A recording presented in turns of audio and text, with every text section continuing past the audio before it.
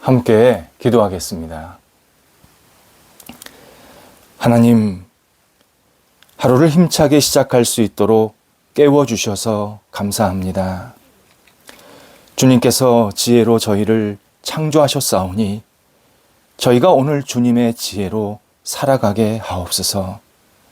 생각을 지혜롭게 하도록 성령께서 순간순간 깨우쳐 주옵소서. 말을 지혜롭게 하도록 성령께서 입술을 주장하여 주옵소서. 행동을 지혜롭게 하도록 성령께서 저희의 손과 발을 다스려 주옵소서.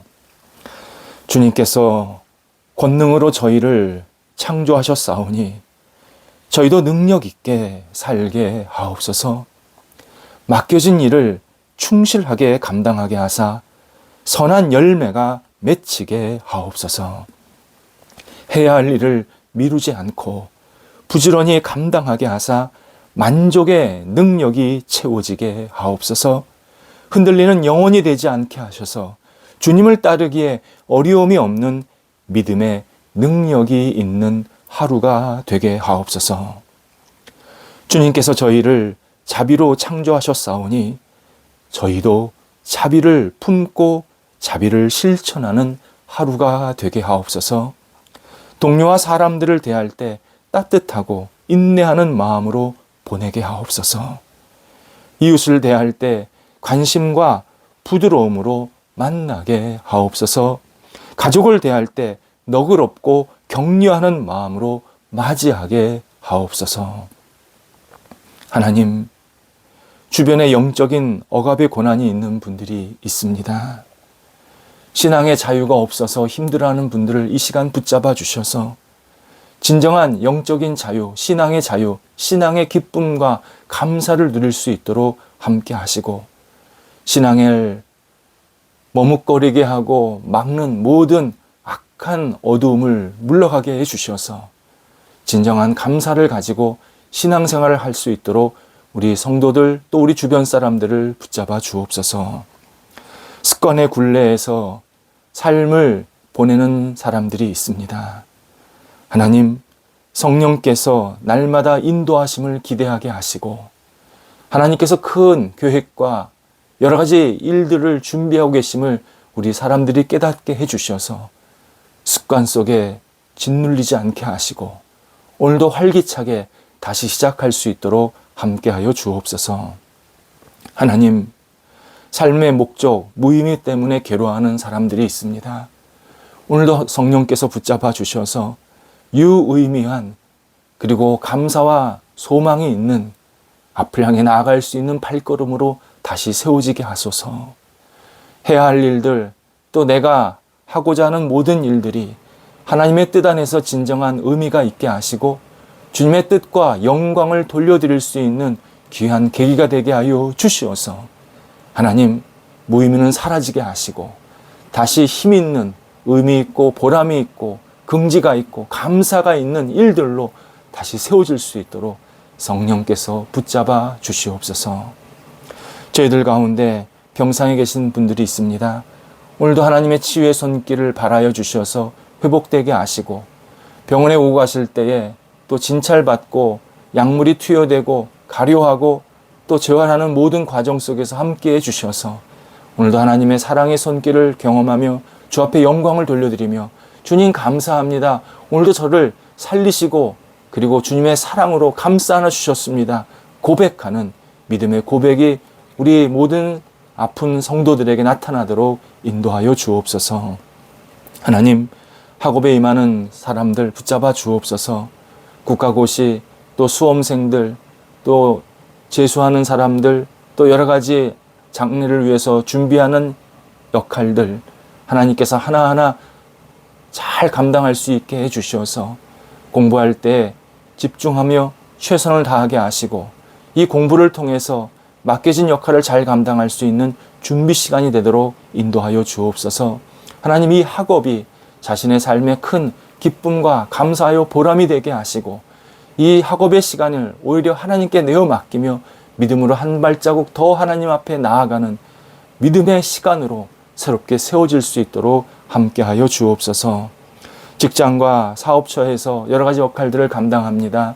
우리 성도들 직장에서 최선을 다해서 인정받고 칭찬받는 하루가 되게 하시고, 없어서 안 될 귀한 인물 되게 해주셔서 직장에서 일익을 감당하고 또 직장을 위해서 아름답게 쓰임받는 우리 성도들의 삶이 되도록 함께하여 주시고, 우리 사업처에서도 여러 가지 역할들을 감당하고 사람들을 만나고 일을 추진나갈 때에 오직 하나님의 뜻대로 잘 감당하게 하시고, 그 사업처에 흥왕하는 역사가 나타나도록 함께하여 주옵소서. 계속해서 매매와 거래를 생각하며 기도하며 준비하는 분들이 있습니다. 함께 하셔서 좋은 사람과 만나게 하시고 거래가 이루어지게 하시고 이 매매를 통해서 서로에게 유익이 되게 하시고 하나님께 영광되는 시간들이 나타날 수 있도록 모든 과정들을 선하게 이끌어 주시옵소서. 성도들의 한날의 삶을 주 앞에 내어 맡깁니다. 주관하시고 우리 성도들 어디에 있든지 오늘도 주님과 함께 동행하며 예수님의 이름으로 나아가게 하시고 예수님의 이름으로 다시 들어오게 해주셔서 오늘도 주님 사랑하는 마음으로 의지하는 마음으로 힘차게 하루를 보낼 수 있도록 성령께서 동행하여 주옵소서. 예수님의 이름으로 기도드립니다. 아멘.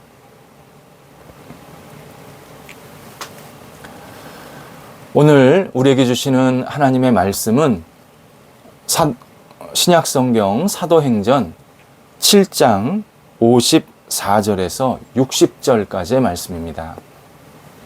사도행전 7장 54절에서 60절까지의 말씀입니다. 살아계신 하나님의 말씀을 봉독합니다. 그들이 이 말을 듣고 마음에 찔려 그를 향하여 이를 갈거늘 스데반이 성령 충만하여 하늘을 우러러 주목하여 하나님의 영광과 및 예수께서 하나님 우편에 서신 것을 보고 말하되 보라 하늘이 열리고 인자가 하나님 우편에 서신 것을 보노라 한데 그들이 큰 소리를 지르며 귀를 막고 일제히 그에게 달려들어 성 밖으로 내치고 돌로 칠세 증인들이 옷을 벗어 사울이라 하는 청년의 발 앞에 두니라. 그들이 돌로 스데반을 치니 스데반이 부르짖어 이르되 주 예수여 내 영혼을 받으시옵소서 하고 무릎을 꿇고 크게 불러 이르되 주여 이 죄를 그들에게 돌리지 마옵소서. 이 말을 하고 자니라. 아멘.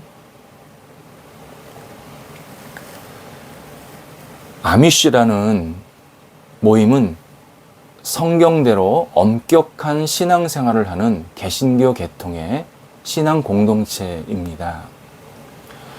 아미쉬의 조상은 17세기 독일 스위스 지역에서 종교교육의 신앙을 이어받은 사람들이었습니다. 하지만 그들이 살았던 지역 그 장소가 로만 카톨릭이 아주 강한 세력을 이루었던 지역이었기에 핍박을 받게 됩니다. 더는 그 지역에서 살 수 없게 되었기에 미국으로 모든 공동체원들이 건너가게 됩니다. 그리고 현재는 그 후손들이 그 아미시를 처음 세웠던 그 후손들이 공동체를 다시 잘 세워서 견실하게 가꾸고 있습니다. 지난 2006년 총기를 든 한 남성이 미국의 펜실베니아주에 있는 랭커스트라는 그 지역이 있는데 그 지역 안에 아미시 공동체 전체 본부가 있습니다. 근데 그 공동체 내에 있는 학교에 난입을 합니다. 이 사건으로 5명의 아이가 죽게 되고 5명의 아이들은 중상을 입었습니다. 그리고 본인은 스스로 목숨을 현장에서 끊습니다. 밝혀진 사실은 총기범은 아내가 있었고 3 자녀의 아버지였습니다. 그리고 범죄 이유는 뚜렷하게 발견된 것은 없었습니다. 그런데 이 이후에 놀라운 일이 벌어지게 됩니다.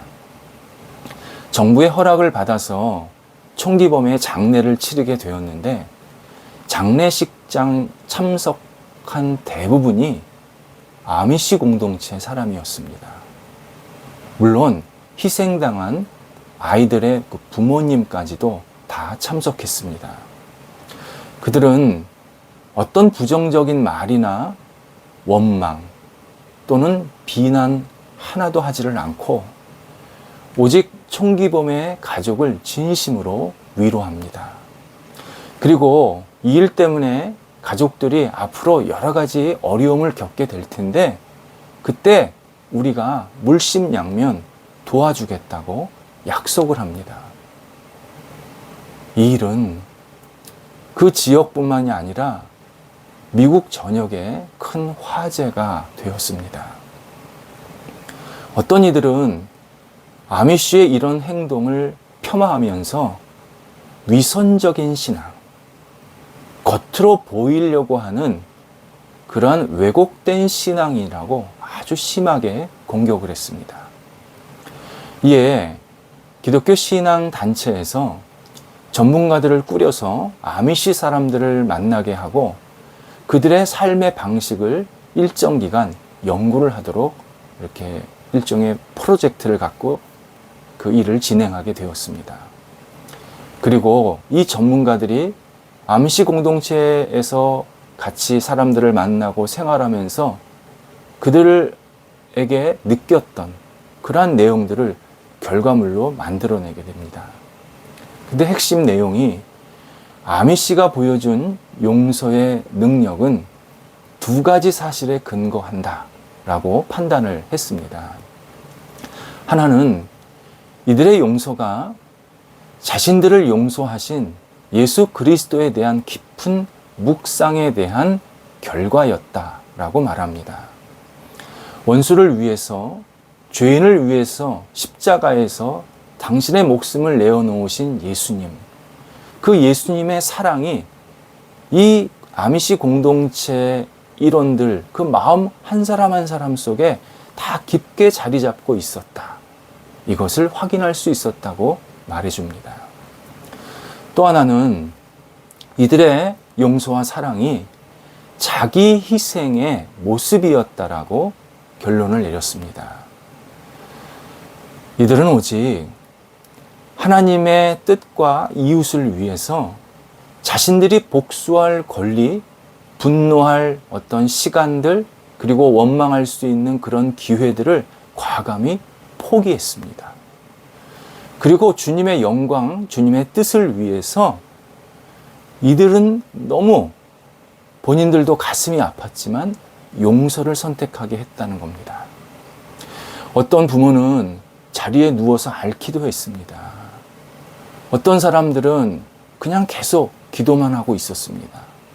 그런데 이들이 마지막에 서로 위로하면서, 공동체 내에서 서로 위로하면서 선택한 일은 사랑과 용서였다. 이렇게 우리에게 정리해 줍니다. 이런 일이나 이런 평가는 현대식 교육을 받은 우리 현대인들의 삶의 방식과 정면으로 충돌합니다. 현대인들은 타인의 권리를 방해하지 않는 한 개인주의적으로 살아도 된다라고 배웠습니다. 내가 손해를 보면 반드시 거기에 맞는 어떤 배상이나 징벌이 있어야 한다고 배웠습니다.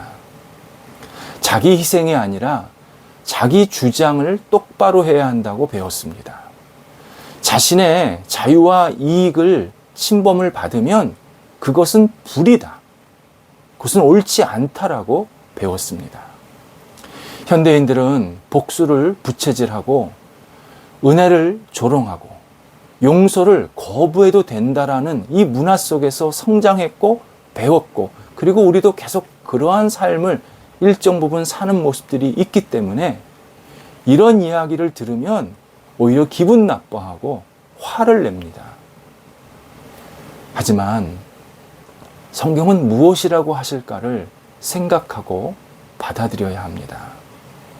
오늘 본문 7장 바로 앞에 있는 사도행전 6장에서 교회 역사에서 첫 번째 순교자 스데반 이야기가 시작이 됩니다. 그는 예수님을 믿고 전했다라는 이유로 돌에 맞아 죽게 됩니다. 지금 같아서는 인권유린, 종교탄압, 살인, 무고죄 등 다양한 죄목들이 붙는 겁니다. 그런데 하나님은 오늘 본문 60절에서 소개되는 그의 말을 우리가 들어야 된다라고 말씀하십니다. 스데반은 빗발치는 돌덩이 속에서 주여 이 죄를 그들에게 돌리지 마옵소서 간절히 기도하면서 밝은 얼굴, 광채의 얼굴로 세상을 떠나게 됩니다. 여전히 우리의 마음은 매우 불편합니다. 마음에 들지 않습니다. 뭐 이런 상황이 있어. 이게 말이 돼? 우리를 그냥 성경을 덮게 만드는 그러한 결과를 우리들에게 지금 생각하게 합니다. 그렇다면 하나님은 다시 십자가에서 전능자이시자 창조주이신 예수님이 하신 말씀을 들으라고 하십니다. 누가복음 23장 34절입니다.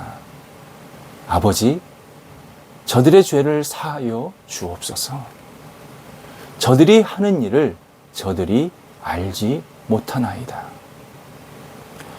우리는 억울한 고난 속에서 말도 안 되는 시련을 만나면서 진지하게 신앙인으로서 그냥 세상 속에 사는 한 사람이 아니라 하나님 나라의 백성으로서 내가 하나님의 자녀로서 진지하게 질문을 해야 합니다. 나는 지금 십자가의 예수 그리스도를 의지하고 있는가? 나는 지금 십자가의 사랑과 용서를 내 삶으로 받아들이고 있는가?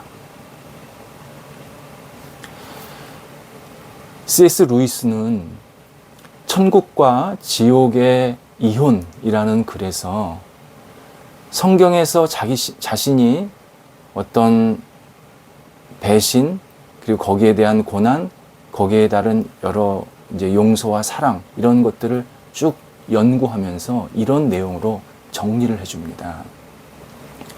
지옥에 있는 사람들은 현미경을 대고 자세히 봐야 할 만큼 매우 작은 존재라고 말합니다. 지옥에 있는 사람은 티끌만큼 하찮은 존재라는 뜻입니다. 반면 하나님 앞에서 하나님이 주시는 천국의 기쁨, 그리고 만족, 사랑을 받고 살고 있는 하나님의 자녀들은 너무나도 큰 존재, 너무나도 위대한 존재로 살고 있다는 겁니다. 누가 봐도 저 사람은 하나님의 사람이구나, 하나님의 자녀구나, 그것을 확인할 수 있다는 겁니다. 이유는 예수 그리스도의 용서와 이해를 받았기 때문입니다. 하나님 앞에서 우리가 살게 되면 예수님께서 우리에게 사랑과 용서의 빛을 계속 비춰주셔서 우리의 존재를, 우리의 영혼을 계속 키워주신다는 겁니다. 그러면서 천국에 들어가면 지금까지 받았던 모든 시련과 괴로움, 고난 등이 영광으로 변하면서 이전의 모든 잘못된 것들을 기억 속에서 사라지게 만드신다. 그렇게 천국을 그려주고 있습니다. 마치 슬픈 일들이 한순간에 사라지는 것처럼 그렇게 천국에 들어가면 우리의 천국 백성들은 전혀 어두움이 없고 그런 과거에 대한 어려움이나 그 고난에 대한 어떤 그 마음의 고통들, 그 안갚음들, 또 이렇게 꼭꼭 싸매고 있는 그 잘못된 마음들, 이런 것들이 하나도 없어진다는 겁니다. 이유는 예수 그리스도의 사랑이 그만큼 너무 위대하게 우리를 비춰주고 있기 때문입니다. 그래서 그 천국의 백성들은 이 땅에서도 똑같은 삶을 살아야 된다라고 루이스는 우리에게 권면을 합니다. 천국에 있는 백성들의 공통점이 있었습니다. 자신이 이 땅에서 겪었던 고난에 대해서 안갚음을 하지 않고 하나님께 내어 맡기는 신뢰가 있었다고 합니다. 원래 용기는 어려움 중에 나타납니다. 모든 것이 잘 될 때, 쉬운 상황에서 특별한 용기는 필요 없습니다. 그냥 그대로 가면 됩니다. 하지만 고난 중에 용기가 필요하고 고난 중에 그 용기가 빛을 발합니다. 그리고 그 용기로 헤쳐나가면서 하나님의 놀라운 인도와 사랑을 경험하게 됩니다. 십자가에서 고난을 당하신 예수님이 얼마나 위대하신지 구체적으로 깨닫게 되게 하는 것. 또 그 십자가에서 어려움을 당하신 예수님이 나를 얼마나 사랑하시는지 깊이 깨닫게 하는 것은 바로 내가 이 땅에서 살 때 고난을 받을 때 용기 있게 그 고난을 헤쳐나가는 과정 속에서 얻게 됩니다. 우리는 고난 속에서 용서라는 용기가 필요합니다. 물론 아무도 강요할 수도 없고 아무도 그렇게 해야 한다라고 말할 수는 없습니다. 우리는 다 부족하기 때문입니다. 그런데 십자가에 돌아가신 예수 그리스도께서 그 길이 맞다라고 분명히 말씀하십니다. 그래서 바울도 골로새서 3장 13절에서 누가 누구에게 불만이 있거든 서로 용납하여 피차 용서하라. 주께서 너희를 용서하신 것 같이 너희도 그리하라. 라고 우리에게 하나님의 뜻을 전해주고 있습니다.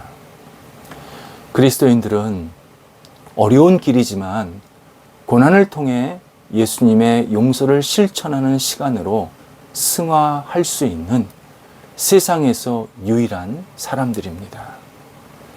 무한한 용서를 받았기 때문에 우리에게 어려움을 주었던, 우리를 고난당했던 여러 사람들 또 주변 상황들을 그리스도의 이름으로 넉넉하게 용서할 수 있는 사람들, 바로 그리스도인들입니다. 기도하겠습니다. 하나님, 저희가 이 땅에 살면서 저희를 힘들고 괴롭히고 있는 여러 가지 상황들, 사람들을 만나게 됩니다. 그때마다 우리 마음속에 안갚음과 원수갚음으로 채워지지 않게 하시고 하나님의 거룩한 뜻을 생각하면서 저희들이 이 모든 것들을 잘 극복해낼 수 있도록 하나님이 주시는 사랑과 용서의 손길로 이겨낼 수 있도록 인도하여 주옵소서. 하나님, 세상의 가르침에 동조하지 않게 하시고 하나님이 원하시는 뜻에 맞게 살아가는 저희가 되도록 인도하여 주옵소서. 예수님의 이름으로 기도드립니다. 아멘.